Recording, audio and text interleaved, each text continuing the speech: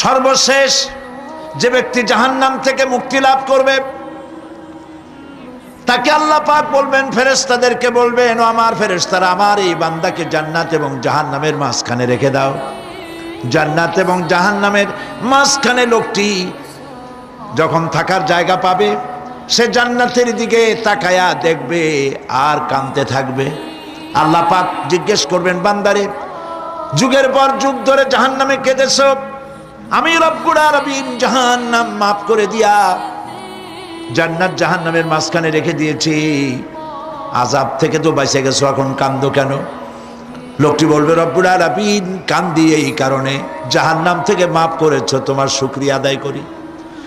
জান্নাত তো আমার কপালে নাই, কিসমতে নাই, কিন্তু জান্নাত আমি এখান থেকে দেখতে পাচ্ছি, জান্নাতের সুঘ্রাণ আমার নাকে আসতেছে, কপালে নাই যাওয়ার।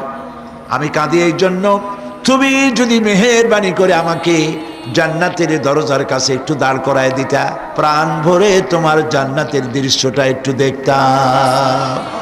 আল্লাহ পাক তার আরজি পূরণ করবেন, বলবেন যাও, ফেরেশতাদের বলবেন এর জান্নাতের দরজার কাছে দাঁড় করায় দাও। জান্নাতের দরজার কাছে দাঁড়িয়ে লোকটি আবার কান্না শুরু করবে। আল্লাহ পাক প্রশ্ন করবেন, এবার কান্দো কেন? লোকটি বলবে, রব্বুল আলামিন কান্দি এই কারণে, জান্নাতের এই দরজায় দাঁড়ায়া জান্নাতের অফুরন্ত নেয়ামত কিছুই ভালো করে দেখা যায় না, শুধু অল্প জায়গা দেখি। যদি তুমি আমারে দয়া করে জান্নাতের মাঝখানে দাঁড় করায় দিতা, চতুর্দিকে তাকায়া তাকায়া দেখা কলিজারে ঠান্ডা বানাইতাম। তবে আমি ওয়াদা করি, জান্নাতের কোনো নাজ নেয়ামত, কোনো ফল আমি খাবো না, ধরবো না, ছুঁইব না। একটুখানি মেহেরবানি করে মাঝখানে দাঁড় করাইয়া দাও, জান্নারে ঠান্ডা করি। আল্লাহ রব্বুল আলামিন ফেরেশতাদের বলবেন, আমার এই বান্দারে জান্নাতের মাঝখানে দাঁড় করাইয়া দে। আল্লাহর নবী বলেন, জান্নাতের মাঝখানে দাঁড়িয়ে লোকটি আগের চাইতে আরো জোরে চিৎকার মেরে কাঁদতে থাকবে। আল্লাহ পাক বলবেন, বান্দারে কি হলো তোর?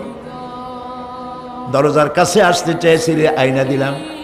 আবার এবার মাঝখানে আসতে চাইছো, তাও এনে দিয়েছি, আবার কান্দো কেন? লোকটি বলবে, রব্বুল আলামিন এবার কান্দি এই জন্যে, তুমি যখন দয়া করে একটিবার জান্নাতের মাঝখানে এনে আমাকে দাঁড় করায় দিয়েছো, তুমি রহমান রহিম গফুরুর রহিম, এই জান্নাত থেকে আবার আর বাইর করে দিও না। আল্লাহ রাব্বুল আলামিন বলবেন, ও আমার বান্দারে, আমার এই জান্নাত তোর খুব পছন্দ হয়েছে নাকি? লোকটি বলবে, রব্বুল আলামিন কলিজা ঠান্ডা হয়ে গেছে, ভাবতেও পারি না এই জান্নাত এত সুন্দর। আল্লাহ পাক বলবেন, বান্দারে এরকম একটি নয়, দুইটা নয়, তোর জন্য আমি 10টা জান্নাত এইরকম রিজার্ভ করে রাখছি।